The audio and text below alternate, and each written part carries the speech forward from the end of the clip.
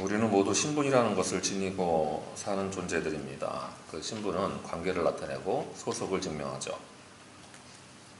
어느 회사에 소속됐으면 그 회사 사람인 것처럼 우리도 하늘나라에 속했으면 하늘나라 사람인 겁니다. 그 모든 신분은 그 소속에 걸맞은 자세를 지닐 것을 요구하고 그 조건에 맞아야 그 소속에 들어가는 거죠. 어쨌든 저는 군목을 했는데 군목할 때 어쨌든 그것도 소위 세상 군대에서 말하는 시체말로 밥풀떼기 2개 중위를 임관할 때 달아주는데 그래도 그거 장교라고 장교의 품위에 걸맞는 이제 뭐가 있어요. 뭐 품위 유지비 이런 게 나와요. 수당으로. 병사들한테는 요새 병사들 어떤지 모르겠는데 어쨌든 장교들은 이제 그런 게 품위 유지를 하라고 수당이 조금이라도 이런 게 나옵니다. 그러니까 장교의 신분은 국제신사다 뭐 이런 개념도 교육을 받고, 그래서 만약에 정복을 입거나 군복을 입고 이제 공항에 가게 되면 사실 1차적으로 보안 검색대를 통과하지 않아도 되는 트러스트를 부여하고 뭐 이런 이제 신분에 관한 특징들이 있어요. 그러니까 모든 신분은 거기에 걸맞는 자세와 품위를 요구하게 됩니다. 오늘 본문은 지난주에 들었던 마가복음의 성전 정화 사건과 또 무화과 나무 저주 사건을 다른 관점에서 좀 지난 다음에 들려주는 말씀입니다. 그런 점에서 우리 주님은 하나님 나라에 합당한 자, 그러니까 하나님 나라 시민다운 그 신분을 제대로 유지하는 자가 어떤 이들이어야 하는지 그 자격, 공로 이런 걸 떠나서 합한 하나님 나라에 들어갈 수 있는 사람들은 어떤 종류의 사람들인지 3가지 질문을 던지십니다. 그 질문의 첫 시작은 예수님의 적재다들이 시작을 한 것이지만 주님은 그 질문을 다 돌려서 하나님 나라에 합당한 3가지 질문을 되돌려서 들려주시고 우리가 거기서 이제 이 질문에 대한 답을 해야 하는 도전 과제를 받게 됩니다. 우리가 그 질문이 무엇인지, 그 다음에 어떻게 대답해야 하는지 오늘 그 교훈을 좀 들을 수 있겠습니다.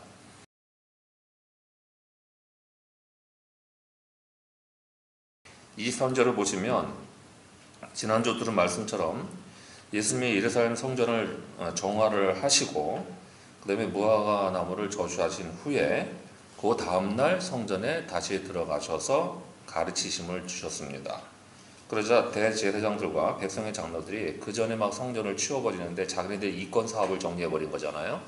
그러니까 그런 상황도 있고, 그런데 또 와서 버젓이 앉아서 가르치니까 이게 이제 좀 마음이 캥겨서 질문을 합니다. 여기 대제사장들과 백성의 장로들이라는 이 표현은 산헤드린 공의회에서 사찰단 또는 조사단을 꾸려서 대표로 보낸 걸 얘기해요. 그러니까 진상조사단을 얘기하는 거예요. 이게 산헤드린 공의회에서 어젠대로 다뤄줬다는 얘기인 거죠.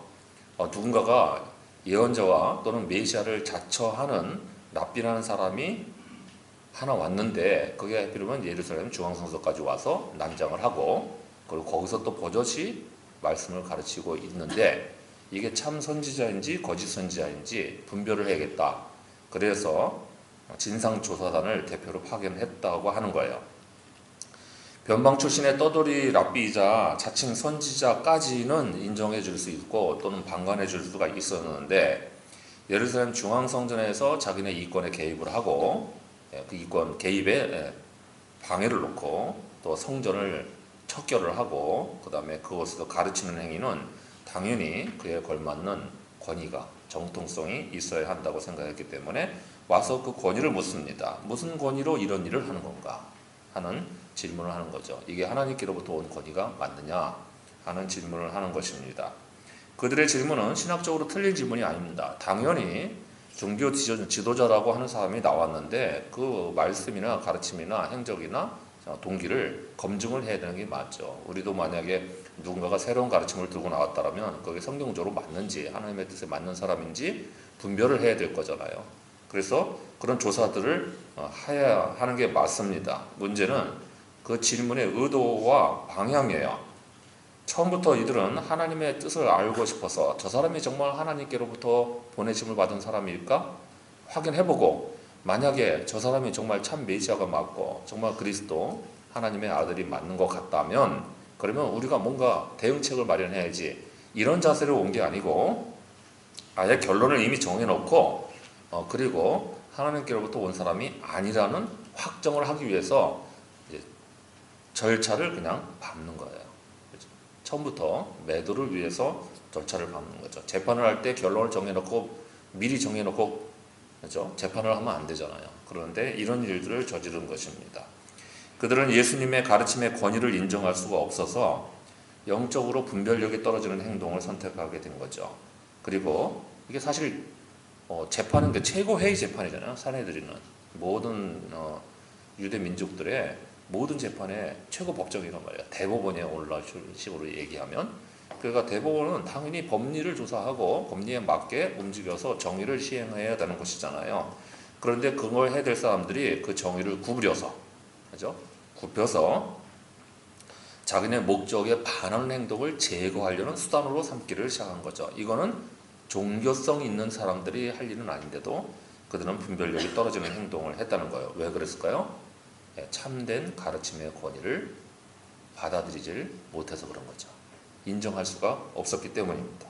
그래서 오늘 본문 중에서 첫 번째로 하나님 나라에 합당한가 하는 첫 번째 질문은 바로 가르침의 권위를 인정하느냐 아니냐에서 갈린다는 것을 알 수 있습니다. 참된 하나님 말씀의 가르침의 권위를 인정하고 받아들이는 사람만이 하늘나라에 합당한 사람인 거예요. 가르침을 쳐내고 거절하고 안 받아들이면 여러분 그는 하늘나라 못 가는 게 당연하겠죠. 어떤 경우라도요. 그렇게 말씀의 권위를 인정하지 못하는 대제사장들과 백성의 장로들에게 예수님은 그래서 되물으셨습니다. 너희에게 한번 그럼 질문을 할 테니까 너희도 대답을 해봐라. 그럼 내가 대답해 줄게. 그렇게 요청을 하신 거죠. 그 질문의 내용이 이거예요. 세례 요한의 그 세례를 베푼 권위가 하늘로부터 온 거냐 사람으로부터 온 거냐 그게 도대체 어디서 온 거냐 라고 물으셨는데, 이게 이제 딜레마를 던지는 질문인 거죠. 이 사내들인 진상조사단들은 요한의 세례가 하나님께로부터 온 거다 그렇게 답변을 하게 될 경우 그들은 가서 세례 요한에게 세례를 안 받았단 말이에요. 그렇죠? 인정하지 않았던 거죠. 그러니까 그러면 왜 세례 요한의 세례를 안 믿었느냐 이런 질책이 떨어질 게 뻔하고, 그게 만약에 사람에서 난 거다 그러면 모든 유대의 백성들이 다 예언자가 왔다고 400 몇 년 만에 예언자가 나타났다고 환호하면서 가로 세례를 받고 그를 선지자로 여기며 또 세례 요한이 한 것들을 다 선지자의 메시지와 동일하다고 인정하고 있었기 때문에 오히려 자기네 권위가 의심받는 상황에 떨어질 것이 걱정이 됐습니다. 이러지도 못하고 저러지도 못하게 되니까 할 수 있는 답이 뭐예요? 알지 못한다. 모르겠다. 그래서 기억 안 난다. 이런 식의 답변을 하게 되는 거죠. 참된 가르침의 권위를 인정하지 못하는 이들은 이렇게 자가당착에 빠질 수밖에 없는 원리라는 게 있어요. 알지 못한다는 게 왜 자가당착이냐면 이건 자신들이 지금 자기네가 시행해야 될 직무 자체를 부정하는 일이잖아요. 이 사람들이 여기 예수님께 왜 왔다고요? 대표로 뭐하러 왔다고요? 진상을 조사하러 온 파견단이에요. 참 메시아가 맞냐? 선지자가 맞느냐? 적어도 랍비는 맞느냐? 이 문제를 검증하기 위해서 나온 사람들이에요. 그런데 질문에 대답을 안 하는 거예요. 세례 요한에 관해서도 당연히 검증을 했어야 되죠. 근데 그 질문에 모른다고 해버린 거예요. 그러니까 그들은 자기네 직무에 대해서 정확하게 정통한 지식이 없다라고. 무슨 얘기하는 거예요? 참 선지자를 식별할 능력이 없습니다. 우리는 하고 싶지도 않고요. 그런 능력도 없어요. 라고 스스로 말하는 것과 마찬가지입니다. 그렇죠? 바르게 식별하려고 그러면 그렇죠? 분별력이 있어야 되는데 분별력이 있으려면 기준이 있어야 되겠죠. 뭐가 옳고 그르다 하는 기준이 있어야 되는데 그것에 대해서 부정을 해버렸어요. 그러니까 자가당착에 빠지는 거예요. 이들이 정말 정확하게 식별을 하려면 예수님이 가르치시는 그 말씀의 권위를 정확하게 들어봤어야 돼요. 일단 듣고자 하는 마음으로 듣고 그 다음에 이게 옳은지 그른지 성경에 대입을 해봐야 하는 거잖아요. 근데 그들은 그렇게 하지 않았던 거죠. 아예 대입도 해보지 아니하고 그저 처음부터 결론을 냈기 때문에 자기네 직무 자체를 스스로 부정하는 형국에 빠지게 말이에요. 권위에 관해서 진짜 권위가 없게 되면 여러분 잘 생각이 될 게 사람들이 정말 모르고 많은 사람들이 속고 몰라서 속는 건지 알아서 속는 건지 저는 모르겠는데 이 뻔한 논리를 사람들이 모르는 거예요. 그게 뭐냐 그러면 가르침의 권위가 주어졌는데 그 가르침의 권위를 인정하지 못하는 사람은 자기 자신도 내면의 삶의 권위가 다 사라지게 된다는 거예요. 동의가 됩니까? 수긍이 되세요? 그렇죠? 상대방의 권위를 인정하지 못하는 사람은 자기 권위도 같이 폐지하는 거예요. 이 사실을 사람들이 모르는 거예요. 그렇죠? 남을 무시하고 함부로 대하게 되잖아요. 그러면 자기 안에 있는 권위도 같이 사라진다는 사실을 여러분 몰라요. 이상하게 모르죠? 그러니까 남에 대해서는 손가락질하고 고발하고 그러는데 자기는 모르는 일이 생기는 거예요. 오늘날은 세태가 기본적으로 자기 위에 있는 권위조차도 인정하지 않는 흐름이 굉장히 강력한 세태입니다. 가르침 받는 걸 되게 싫어해요. 그렇죠? 누군가가 자기한테 뭐가 잘못됐다고 말하는 것 자체를 다 싫어해요. 그냥 싫어하죠. 이거 원래 처음부터 듣기 좋은 사람은 없잖아요. 우리 본성이라는 게 자기가 잘난 줄 알고 살기 때문에 남이 자기한테 뭐 잘못했다고 그거 좀 똑바로 하시죠 뭐 이렇게 하게 되면 좋아하지를 않아요. 기본적으로 제가 아까 예배 전에 그 주기도문 부르는데 그 참 영감 있는 찬송이잖아요. 굉장한 멜로디의 이 주기도문을 이렇게 쉽게 편곡해가지고 나와 있는 건데 굉장히 영감 있는 찬송인데 찬양팀이 마음에 드는 게 제가 듣고 있으니 여기도 준비하고 있는데 듣고 있으니 마음에 안 들어서 좀 잘해봐요 그랬어요. 근데 우리 교우들이 어떻게 얼마나 착하냐면 같이 웃고 그냥 끝내더라고요. 목사님 기분 나쁜데 이러지 않고 누가 대놓고 그러진 않겠지만은 속으로라도 그러지 않고 웃고 끝내요. 제가 다른 데서는 권위를 인정받지 못하는 것 같은데 그런 거 보면 권위를 인정받는 것 같기도 하죠. 사실은 반대로 얘기하면 만약에 그게 트라우마가 있고 그 다음에 나는 악보를 잘 못 익히기 때문에 열등감이 가득해 뭐 이러면 목사님 한마디도 다 걸릴 수가 있는 거예요 원래. 그렇죠? 근데 그게 뭘 증명하는 거예요? 자기 안에 있는 사실은 자기 안에 권위가 없어서 생기는 증상들이라는 걸 우리는 알 수가 있는 거죠. 가볍게 넘어갈 얘기라서 사례로 들려드리는 거예요. 우리는 다 가르침을 받는 거 싫어합니다. 지적질 싫어하고. 그러니까 젊은 사람들이 뭐라고 얘기를 해요. 어른들이 뭐라고 하면 무슨 짓을 한다고 그러잖아요. 정말 그 얘기는 듣고 싶지도 않은데 그런 얘기 하잖아요. 근데 그런 얘기를 하는 사람들도 그 일을 하는 거잖아요 지금. 그죠? 지금 어른이 나한테 뭐라고 훈계를 한다 그러면 지적질을 한다 그러면서 그 어른을 비판하는 자기도 지금 그 짓을 하고 있는 거잖아요. 똑같이. 안 그래요? 그러잖아요. 그러니까 그거를 여러분 모르는 거예요. 자기 안에 권위가 사라진다는 사실을 몰라요. 온라인과 디지털 정보를 잔뜩 덮하고는 여러 가지 잡스러운 게 머릿속에 잔뜩 들어와 있는데 인간성은 사라진 이상한 기준들이 들어와 있게 되니까 착각에 빠지게 됩니다. 자기가 좀 뭐 아는 것처럼 여기서는 착각에 빠져요. 그래서 위에 있는 권위에 대해서 자기 수준에서 쉽게 무시하고 경시하는 풍조가 오늘날 세속적이고 사기적인 문화 현상으로 번지고 있습니다. 이런 데서 가르침의 권위를 인정하려고 하면 이제는 여간 힘들지 않은 시대가 된 거예요. 문제는 여기서 권위라는 이 낱말이 얼마나 중요한 의미를 지니고 있냐면 이게 단순한 힘이 아니라 하나님께로부터 유인받은 통치의 영역을 말하는 낱말이에요. 통치 영역, 통치 권한을 얘기하는 거예요. 그럼 무슨 얘기입니까? 가르침의 권위를 인정한다는 것은 그 다스림의 권한도 인정을 하고 받아들이고 자기 것으로 만들겠다고 하는 얘기인 거예요. 우리가 가르침의 권위를 인정하는 인식과 개념은 그래서 오늘날 더욱 중요한 신앙적인 지표입니다. 가르침의 권위를 인정하지 못하니까 교회에서 제대로 배우지 못하게 되고 그러면 결국 하나님의 다스림을 받을 기회가 사라진다는 걸 얘기하는 거예요. 그게 오늘 권위라고 하는 엑수시아라는 헬라 낱말의 개념이에요. 그렇죠? 그냥 정말 굉장하네 뭐 이런 정도의 인식 수준을 말하는 게 아니고 그것을 받아들이지 않으면 그 통치가 사라져요. 다스림이 사라지게 되는 걸 말하는 거예요. 그러니까 그걸 거부하게 되는 거죠. 그러면 그 사람은 어떻게 하겠어요? 하나님 나라의 통치 권한 밖에 머무르는 사람은 한나라에 들어갈 수 있습니까? 못 들어가는 거잖아요. 이런 결론이 생긴다는 것을 여러분 알아야 됩니다. 그래서 여러분은 가르침의 권위를 얼마나 중히 여기고 있는지 한번 되물어보세요. 가르침이 어떤 식으로든 간에 주어졌을 때 그 가르침을 자신에 대한 교훈으로 삼고 깨우치려고 하고 자기를 변화시키면서 따르려고 얼마나 하고 있는지를 한번 물어보세요. 대부분 잘하고 계시는 것 같지만 여러분 이거는 어떨 때에 적용을 해봐야 되면 적용점을 찾아내면 보통 때는 다 괜찮습니다. 주일 예배 드릴 때, 또 성경 공부할 때, 또 개인적으로 목사님과 관계가 좋을 때, 뭐 누군가 가르치는 사람, 지도자와 좋을 때는 괜찮은데요. 자기 아킬레스건에 해당되는 부분, 그거 건드렸을 때 어떨지를 생각해 보면 맞는 거예요. 그런데도 불구하고 내가 약점 또는 뭐 트라우마가 있는 부분, 컴플렉스가 있는 부분인데 거기에 해필이면 맞닥 들어온 가르침이 들어왔다. 그럴 때에도 따르려고 하는지를 생각해 보면 내가 가르침의 권위를 얼마나 인정하는지 지표를 삼을 수가 있습니다. 점검해 볼 수 있는 좋은 질문이죠. 아니면 반대로 하나님 나라와는 정반대에 있는 세속적인 풍조를 따라서 정말 자기 감정이나 자기 교만 때문에 그냥 가르침은 다 쳐내면서 그 권위를 가볍게 여기게 되면 여러분 어떤 일이 생길 것 같습니까? 예배 시간은 하나님의 가르침을 권위를 인정하는 굉장히 중요한 시간입니다. 그리고 하나님 자신의 권위를 인정하는 시간이기도 해요.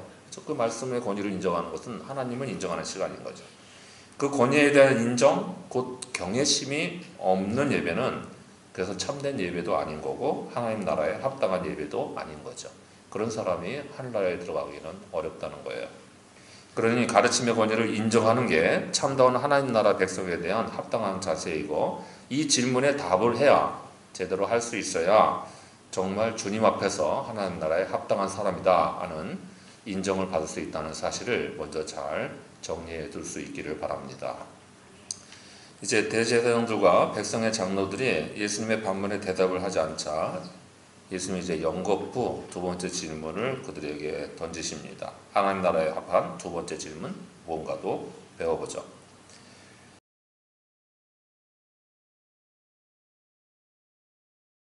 28절 이하를 보면은 예수님은 두 번째 비유로 질문을 던지시는데요. 포도원 주인에게 두 아들이 있는데 어쨌든 간에 이 두 아들에게 포도원에 가서 일을 하라고 했더니 맏아들은 가겠다 하고는 안 갔대요. 그리고 둘째 아들은 안 가겠습니다. 싫습니다. 그래놓고 나중에 뉘쳐서 갔다고 합니다.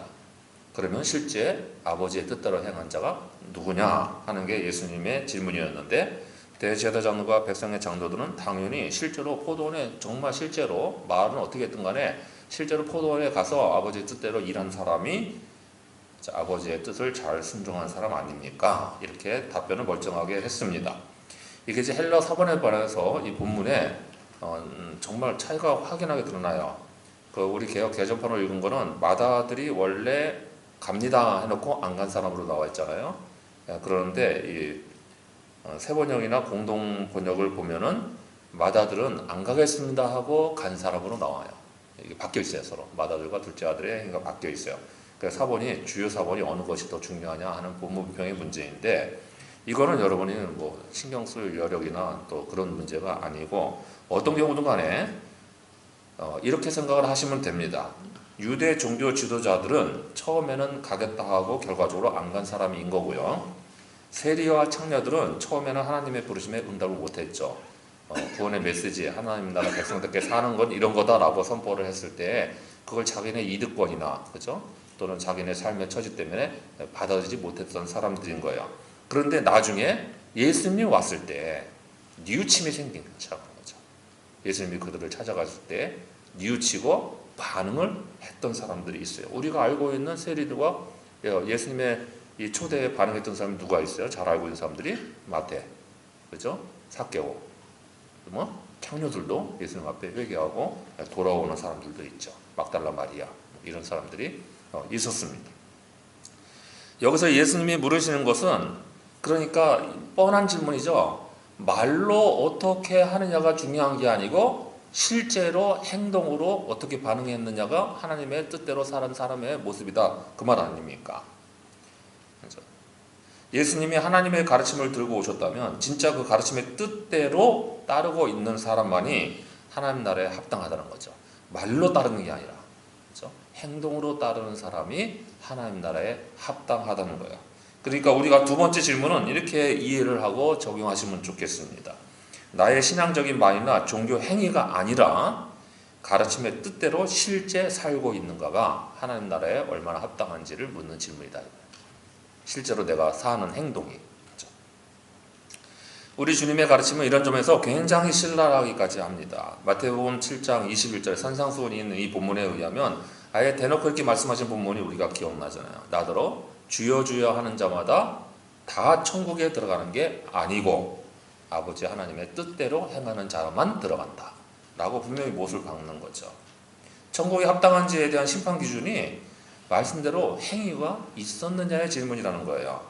여기 주여 주여 한다는 게 무엇입니까? 기도 열심히 할 때 주여 주여 하잖아요. 우리가 주님 주님 하면서 기도하잖아요. 그러니까 그 얘기예요. 그리고 또 예배 잘 드리고 안식일에 회당에 가서 종일 말씀 연구하면서 지내도 저 예배 시간에 아멘을 아무리 잘해도 아멘을 잘 해야 돼요. 하긴 일단 아멘도 잘하고 순종도 잘해야지, 그죠?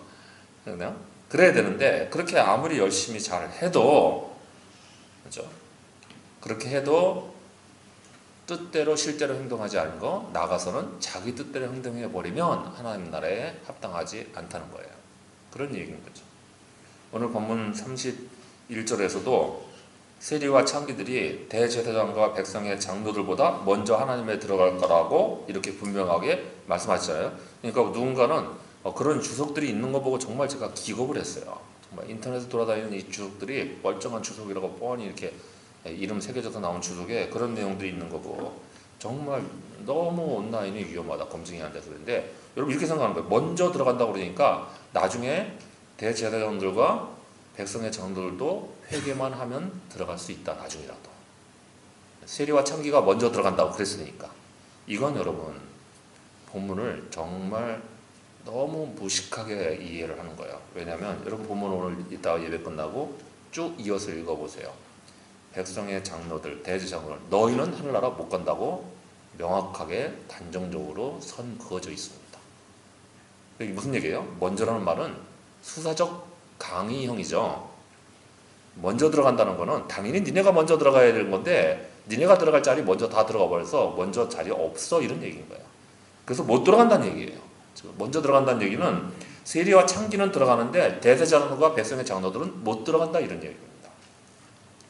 믿음은 있다 하지만 실제로는 자기 뜻을 섬기며 사는 자들은 아버지 하나님을 섬겨야 되는 천국에 합당하지 않기 때문이에요. 천국의 심판 기준은 말씀대로 행함이 있었느냐의 문제라는 점을 분명히 인식을 해둬야 됩니다. 그래서 이런 가르침은, 주님의 가르침은 종종 우리네 교회에서는 분명히 혼란스러울 만한 점이 있습니다. 장로교는 특별히 그런 게 있단 말이에요. 이신칭이라고 하는 교리를 너무 강조하는 바람에 왜곡된 지경에까지 갔는데도 우리가 모르는 거죠. 성경에 분명히 주의 이름을 부르는 자는 구원을 얻는다는 말씀이 있습니다. 근데 여러분 그것도 문맥을 잘 봐야죠. 주의 이름을 부르는 자는 구원을 받는다는 게 그 주의 이름을 부른다는 게 말로만 부른다는 거예요? 아니죠. 입으로 시인하여 천국의 믿음에 가지게 되고 천국에 들어간다. 그게 말로만 한다는 게요. 그러면 우리가 세식 진행할 때 여기 고백문 다 공중 앞에서 낭독하게 하잖아요. 그럼 그 고백문이 말로만 하는 거면 돼요? 안 되는 거죠. 그거 거기서 말하는 건 전부 자기 마음과 행위가 동반되는 걸 말하는 거지 입으로만 말하는 것은 아닙니다. 그러니까 입으로 시인하여 믿음에 들어간다는 게 입으로만 시인하면 된다는 건 아닌 거잖아요. 사람들이 정말 분별력이 떨어지는 거예요. 이런 점에서 우리가 이렇게 생각을 해야 돼요. 오늘 예수님의 가르침은 우리의 믿음에 있어서 중심을 잡아주는 말씀이다, 이렇게 이해를 하셔야 됩니다. 할라 들어가는 것은 분명히 믿음으로 들어가는 게 맞는데요, 그렇게 사람의 행위나 공로를 가지고 들어가는 게 아닌데 행위 없는 믿음은 하늘나라에 들어갈 만한 믿음 못 든다는 거예요. 이거를 우리가 이렇게 이분법적으로 생각할 게 아니라 통합적으로 사고를 할 줄 알아야 되는 거예요. 그래서 우리는 성경 말씀을 정확하게 균형 있게 좌로나 우로나 치우치지 않고 바로 봐야 됩니다. 사도 바울이 에베소 교회에서 구약의 두 권 말씀을 인용해서 이런 선포하신 말씀입니다. 우리가 이신칭이 믿음으로만 구원받는다, 행위로 구원받는 건 아니다, 이런 이야기를 들을 때 그 말씀을 하신 사도 바울도 뭐라고 말씀하신다면 디모데후서 2장 19절에 주의 이름을 부르는 자는 불의에서 떠날지어다, 그렇게 인용을 했어요. 행동과 이름을 부르는 것이 일치해야 맞는 것이죠. 이게 당시에 전에도 한번 성경 공부나 또는 설교 시간에 설명한 적이 있는데요. 이게 에베소 교회 내에 있던 그 당시 초대교회에 있던 후메네오와 빌레도를 이시한 영지주의들의 이단이 있었다면 이 사람들 뭐라 하냐면 우리가 영적으로 구원받았으니까 내 행위는 내 의지와 관계가 없는 거야. 영적인 구원과는. 그래서 내 행위는 좀 부족하고 모자라고 다를지라도 하늘나라 가는 건 틀림이 없다. 예, 이런 거야. 그러니까 무슨 일을 해요? 아버지의 첩과 통관하는 일을 해요. 그래도 나는 구원받았으니까 그 행위가 나를 구원 못 받게 하는 일은 아니라고 생각하는 거예요. 이런 일들을 하게 됩니다. 사도 바울이 이런 부패한 행위를 본 다음에 뭐라고 말씀하신 거예요? 그들에게 이렇게 경계하시는 거죠. 그렇죠? 주의 이름을 부르는 자는 불에서 못 들어간다. 그렇죠? 상관하는 자 하늘나라 못 들어간다. 못 박아두시는 말씀들을 하세요. 같은 사도인데요. 우리가 정확하게 양쪽을 다 봐야 됩니다. 초대교회 이단처럼 믿음에 대한 오해가 오늘날 우리네 교회에 부패 상황을 유발하고 있다는 점을 알아야 됩니다. 이 말씀은 본디 정신을 그대로 받아들이지 아니하고 믿음으로만 들어간다는 교리를 오용을 해서 그죠? 행위로 천국에 들어가는 것은 아니라고 부정할 경우 무슨 일이 생깁니까? 내 행위는 신경 쓰지 않게 되잖아요. 관심에서 멀어지게 됩니다. 중요시하지 않습니다. 내가 오직 하늘나라 들어가서 복된 시간만 누리면 되는 거니까요. 그렇게 믿고 싶겠죠. 이것을 사실 말씀을 교리에 맞춰서 거꾸로 적용하는 왜곡입니다. 그러니 우리가 이렇게 물어봐야 돼요. 내게 있어서 말로는 주님의 이름을 부르지만 그 뜻대로 행하지 않는 것들은 무엇인가를 한번 살펴봐야 됩니다. 내 고백이 나의 삶과 연결되지 않는 경우들은 어떤 걸까요? 이거 물어보면 정말 두렵습니다. 우리가 왜냐면 찬양할 때 뭐 주기도문 얘기했지만은 하늘에 계신 우리 아버지 이렇게 하면서 고백을 해요. 근데 세상 나가서 세상 사람들 앞에서 그렇게 사는지는 우리가 100% 장담할 수 없거든요. 늘 부족하고 거기서 괴리가 발생하니까. 그래서 물어봐야 되는 거예요. 주님 뜻대로 사는 게 아니라 내 뜻대로 사는 것은 어떤 경우일까요? 세상에 두려움이 막 임박하게 됩니다. 그러면 하늘에 계신 우리 아버지 인정 못하고 내 마음대로 내 수단을 먼저 강구해버리는 일을 할 수도 있겠죠. 그럼 내 뜻대로 행하는 거죠. 그러면 하늘나라 들어가기 전에 이미 이 땅에서 문제가 해결이 안 돼요. 그런 문제에 봉착하게 됩니다. 마태복음에서 계속 듣고 있듯이 내 마음대로 내 뜻대로 하는 자유라는 게 여러분 얼마나 우리에게 치명적인 세속에 찌든 죄의 결과물인지를 생각을 해봐야 됩니다. 말로는 주님의 이름을 부르고 찬양을 잘 부르지만 실제로 가르침의 뜻을 따라 사는 게 아니라 자기 뜻을 따라서 행동하고 사는 것은 하나님 나라에 결코 합당한 자가 못 되는 거예요. 그래서 오늘 뭐 찬양팀 얘기 왔다 갔다 하는데 찬양팀은 더 이런 점에서 심각한 도전에 직면해 있는 거예요. 왜냐면 여러분 맨날 찬양하고 맨날 회중에게 들려주고 하나님 앞에 찬양하고 손 들고 찬양하고 연습할 때도 찬양하고 그러잖아요. 근데 그 찬양곡에 있는 가사가 내 고백으로 와서 마음에 맞닿아야 되고요. 그대로 살려고 해야 돼요. 더 힘들죠? 여러분 목사 다음으로 성경에 관한 진리를 제일 많이 입에 대내는 분들이 여러분들 거예요. 그죠? 세 번째가 중보기 팀일 거고. 그죠? 그럴 거예요. 그러면 그만큼 지키고 사느냐, 행동을 그렇게 수반하고 사느냐 더 경계를 많이 해야 되겠죠. 그래서 찬양팀 아무나 못하는 거예요. 그렇죠? 우리 교회는 아무나 하고 있지만 들어온 다음에는 아무나 못하는 거다. 그렇게 생각을 하셔야죠. 그렇죠? 그러니 나의 말이 아니라 실제 가르침대로 따르는 삶으로 자기 뜻이 아니라 주님의 뜻대로 행하는 자가 되어서 하나님 나라에 합당한가 하는 질문을 통과할 수 있는 여러분 모두가 되시기를 바랍니다. 이제 하나님 나라에 합하는 세 번째 질문도 배워보죠.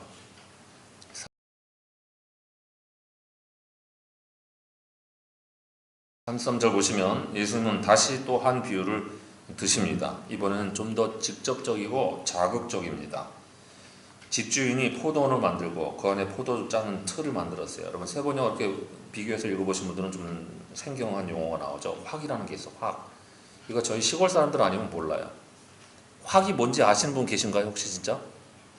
확. 에이 확 이게 아니고 시골 출신 안 계세요? 시골 출신. 저처럼 깡촌에서 자라신 분 안 계세요? 절구학이라는 거 들어보셨어요 혹시? 우리 농사 잘 지시는 권장로님 안 들어보셨어요 혹시? 절구학 뭔지 모르세요? 절구학. 그러니까 이게 잘 모르는 얘기예요. 근데 순수 우리말인데 굉장히 좋은 말이에요. 원래 잘 쓰던 말이고 그런데 시골에서 하는 건데요. 여러분 절구통이 있잖아요. 절구통이 이렇게 보통 어떻게 생겼죠? 그 모래시계 우처럼 이렇게 생겼죠. 이렇게 절구통이 이렇게 돼 있고 그다음에 절구 찍는 게 이렇게 있잖아요. 그러니까 또는 방아틀이라는 것도 있어요. 방아틀 이렇게 동그란 틀이 있고 방아가 이렇게 나무 걸쇠가 맞춰서 뭐 물방아든지 뭐든 간에 하면은 쾅쾅 찢는 곧 찍히는 자리 거기 오무 패여져 있죠. 동그랗게 구멍 패여졌잖아요. 그러니까 절구통에서 동그랗게 패인 구멍을 절구확이라 그래요. 그 부분을 동그랗게 패인 부분을 그러니까 웅덩이 정도 생각하면 되죠. 이게 이제 포도주 틀이라는 게 거기다가 포도주를 밟아서 찧을 수 있도록 넓게 이렇게 만들어서 마당에다가 다져진 땅에 아무것도 없으니까 옛날에 뭐 비닐 이런 게 없으니까 땅을 굉장히 튼튼하게 공을 들여서 다져놓고 밑으로 새지 않도록 그렇게 해놓고 그 위에다가 포도를 잔뜩 깔고 발로 밟든지 또는 나귀를 통해서 밟혀서 거기서 이제 포도주 물이 흘러나오도록 구멍을 따로 만들어 놓은 그러니까 그게 이제 포도주를 타는 틀이라고 되어 있는 건데 이게 사실 번역이 확이라는 게 정확한 거예요. 구멍을 얘기해요.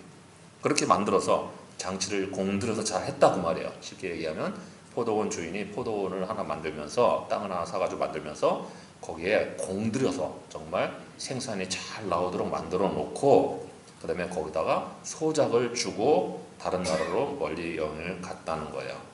34절 보면 그래서 포도 추수할 때가 되니까 이제 종들을 보내서 그동안 소작을 주었으니까 소작료를 받아야겠다. 대개 그 당시에 소작료는 50대 50 정도 받았단 말이에요. 소작농이 추수한 거에 50% 가져가고 나머지 50%는 주인에게 돌려서 소작비를 제공을 했단 말이에요. 그래서 주인이 소작농을 받으러 오니까 이 소작비를 받으러 오니까 이 소작농들이 욕심이 났어요. 이 많은 주인도 없는데 주인도 1년 동안 한 번도 안 와봤는데 근데 이 많은 포도주 생산하고 추수를 했는데 이거 다 우리가 가질 수도 있지 않을까? 이런 생각에서 소작비를 주는 일을 안 하려고 종들을 때리고 죽이고 찔려 돌로 치는 만행을 저질렀습니다. 30절에서 그 소식을 들은 주인은 이번에는 그렇죠? 몇 번이나 그렇게 하다가 안 되니까 이번에는 아들을 보내면 이건 좀 아들은 좀 생각해서 함부로 못하겠지 그렇게 하고 보냈는데 38절이면 얘네들이 간땡이가 부어서 이 아들이 상속자니까 얘까지 죽이면 확실하게 포도원 우리 거 되겠네. 아예 우리가 뭐 소작비는 고사하고 포도원 전체를 차지합시다 이러고는 그 재산을 빼앗자고 하면서 포도원 밖에 내쫓아서 그 아들까지 죽이고 말았다는 거예요. 이 비유는 분명하죠. 여기 나오는 종들은 구약에 한참 여럿 보내졌던 예언자들을 말하고 37절에 나오는 아들은 바로 예수 그리스도를 가리킵니다. 그리고 예수님의 질문이 40절에 시작이 됩니다. 야, 이따위 짓거리를 하는 애들이 있는데 얘네들 어떻게 처결하면 좋을까? 그러고 물었더니 이 사내들은 당국자들은 아주 버젓하게 아주 당연하게 이렇게 대답합니다. 그 악한 놈들은 모두 잡아서 죽이고 포도는 제대로 소작비를 낼 수 있는 농부에게 주는 게 합당한 처사입니다. 라고 답변을 했어요. 42절에 예수님은 즉답을 안 하시고 이런 말씀을 하십니다. 건축자들의 버린 돌이 모퉁이의 머릿돌이 되었다 하는 구약의 말씀처럼 너네는 하나님 나라를 빼앗긴다. 그렇죠? 여기서 대제사장들과 이게 들도 이상하지만 하나밖에 없는 대제사장들과 백성의 장로들은 하나님 나라에서 쫓겨났다. 분명하게 선포를 하시고 그리고 그 하나님 나라는 그 나라의 열매 맺는 백성만 들어간다. 이렇게 못 박으십니다. 그제서야 대제사장들과 이 바리새인들은 그 비유가 자기네한테 던지는 비유인 것을 알고는 그때 가서 깨달았대. 이게 분위기상 이때 가서 깨달을 일입니까? 첫 번째 비유 있을 때 벌써 알아봤어야죠. 그렇죠? 머리도 좀 모자라는데 어떻게 대제사장을 할까요? 그렇죠? 그런데 어쨌든 감각이 떨어져서 그런 거죠.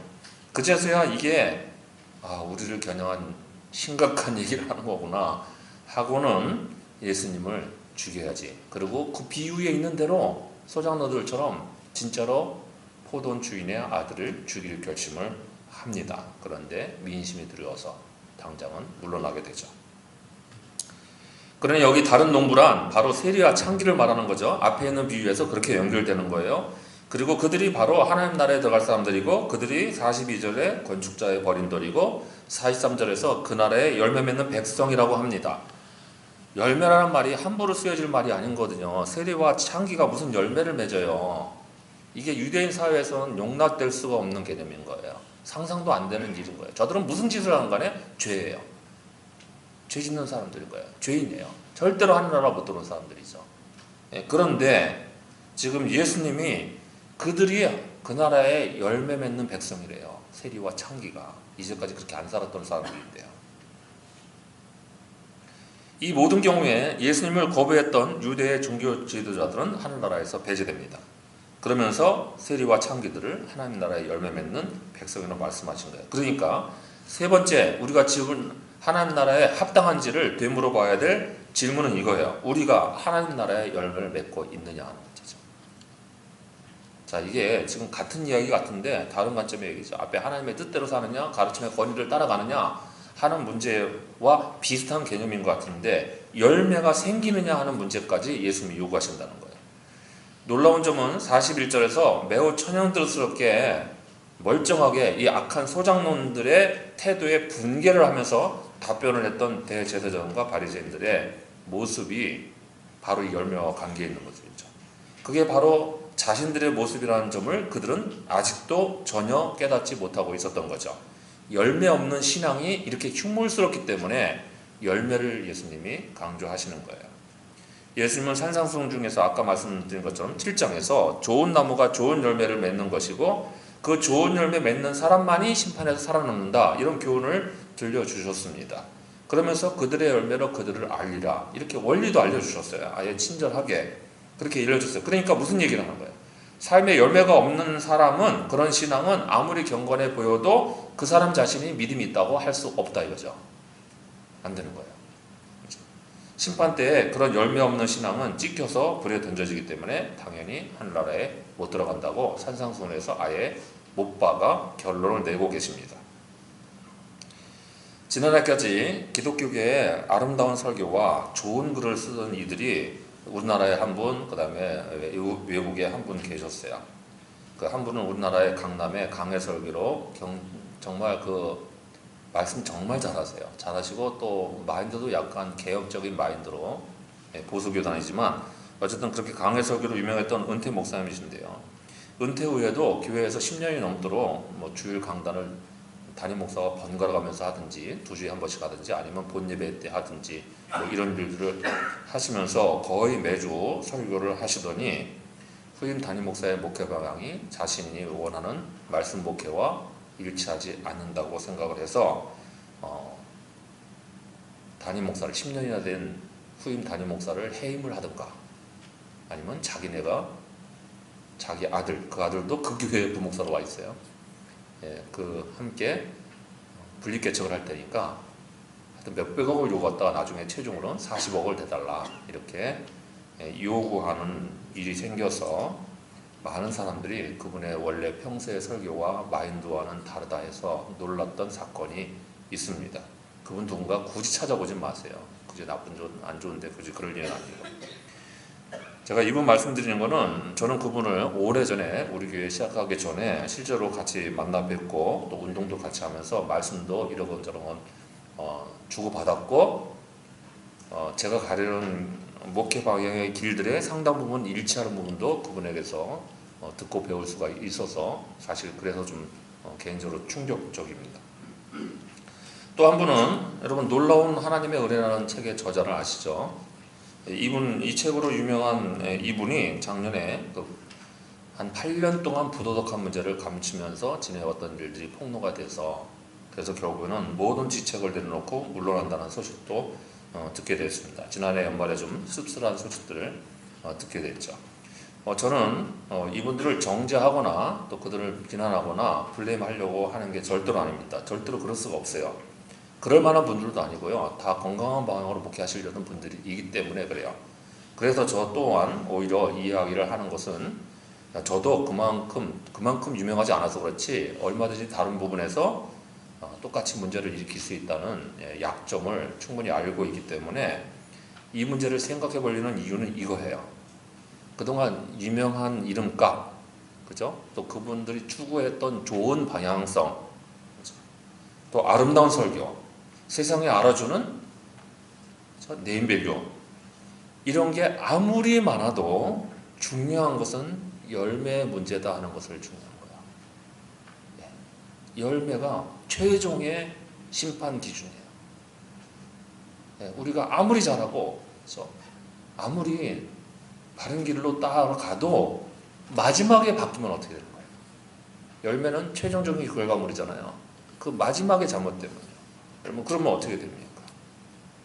제가 이렇게 목회를 어쨌든 좀 그래도 하나님 앞에서 고민하면서 바른 길로 가려고 애를 쓰다가 저도 마지막에 만약에 이상하게 행동하게 되면 여러분 제가 여러분에게 끼쳐왔던 모든 유익과 우리 공동체를 위해서 바르게 인도했던 모든 것들은 그냥 다 똑같이 묻혀서 없어지는 거예요.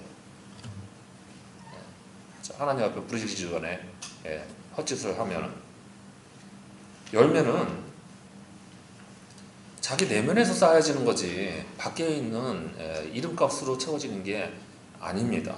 그리고 그게 최종 결과물이에요. 마지막에 잘 하나님 앞에서 심판대 앞에 설 때 열매를 잘 들고 가야지 그동안 잘 만들어놨어도 다 썩어 뭉개뜨리고 그러고 가면 무슨 얘기예요.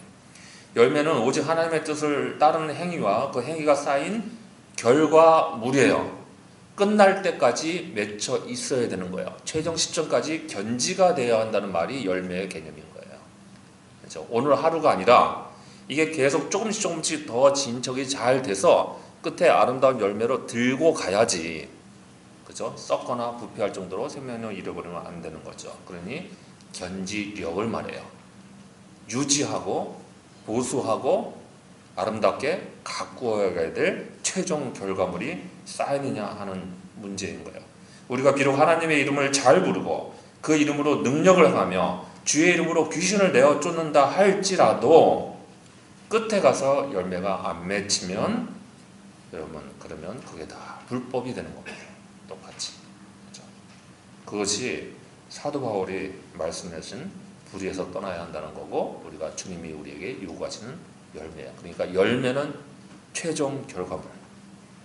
마지막까지 가꾸어야 될 결과물을 우리가 들고 심판대 앞에 설 수 있느냐의 질문이라는 것을 생각하셔야 됩니다. 열매는 믿음의 열매이고요. 당연히 믿음의 열매는 삶의 열매이겠죠. 그리고 우리의 전인적인 인격의 종합적 결과물이에요. 그러니 우리의 모든 삶으로 우리의 믿음을 입증하는 거잖아요. 우리의 삶이 우리가 전도하는 내용의 증거물이 되잖아요. 그리고 그게 우리가 저는 좀 두렵습니다. 그 유명하신 강해 설교의 유명하신 말씀들을 듣고 영향을 입었던 사람들, 그저 필립 얀시의 책을 읽고 영향을 입었던 수많은 그리스도인들, 율법주의에서 탈피를 얼마나 많이 하겠죠. 만든 책입니까? 그런 책을 읽고 영향을 받았던 사람들의 그 허탈감을 어떻게 보상을 하죠? 열매가 굉장히 심각한 문제인 거죠. 그게 뭐 널리 있는 사람은 널리 그 문제이고 작게 있는 사람, 좁은 데서 있는 사람은 좁은 데서 미치는 영향력이 똑같이 파급력이 비율이 똑같아요. 열매가 있는 종류의 삶만이 참된 믿음을 보증하고 그게 하늘나라에 합당한 열매 있는 믿음인 겁니다. 그렇게 말씀대로 행하고 천국에 들어갈 수 있는 믿음을 지녀서 우리도 이 땅에서 그렇죠? 하나님 나라의 열매 맺는 백성으로 이미 여기서 인정을 받고 그것을 주님 앞에 이를 때까지 최종적으로 견지할 수 있는 여러분 모두가 되시기를 바랍니다. 기도하겠습니다.